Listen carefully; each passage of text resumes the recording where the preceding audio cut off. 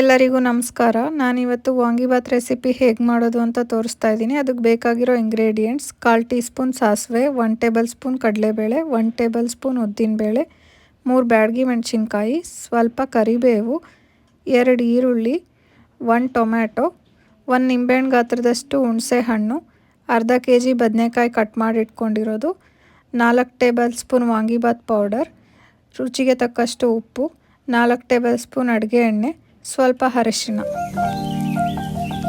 ಇವಾಗ ಸ್ಟವ್ ಮೇಲೆ ಒಂದು ಪಾತ್ರೆ ಇಟ್ಟು ಅದಕ್ಕೆ 4 ಟೇಬಲ್ ಸ್ಪೂನ್ ಎಣ್ಣೆ ಹಾಕಿ, ಎಣ್ಣೆ ಬಿಸಿ ಆದಮೇಲೆ ನಾವು ತೊಗೊಂಡಿದ್ದಂಥ ಸಾಸಿವೆ, ಕಡಲೆಬೇಳೆ, ಉದ್ದಿನಬೇಳೆ ಎಲ್ಲ ಹಾಕಿ ಫ್ರೈ ಮಾಡಬೇಕು. ಹಾಗೆ ನಾವು ತೊಗೊಂಡಿದ್ದಂಥ ಬ್ಯಾಡಗಿ ಮೆಣಸಿನ್ಕಾಯಿ ಮತ್ತು ಕರಿಬೇವು ಕೂಡ ಹಾಕಿ ಫ್ರೈ ಮಾಡ್ಕೋಬೇಕು. ಇವಾಗ ನಾವು ಕಟ್ ಮಾಡಿ ಇಟ್ಕೊಂಡಿದ್ದು 2 ಈರುಳ್ಳಿ ಹಾಕ್ಕೊಳ್ಳೋಣ. ಈರುಳ್ಳಿ ಸ್ವಲ್ಪ ಫ್ರೈ ಆದಮೇಲೆ ಟೊಮೆಟೊ ಕೂಡ ಆ್ಯಡ್ ಮಾಡ್ಕೋಬೇಕು. ಟೊಮೆಟೊ ಸ್ವಲ್ಪ ಬೇಗ ಬೇಯಬೇಕಂದ್ರೆ ಇವಾಗೆ ಸ್ವಲ್ಪ ಉಪ್ಪು ಸೇರಿಸಿ ಲಿಡ್ನ ಕ್ಲೋಸ್ ಮಾಡಿ.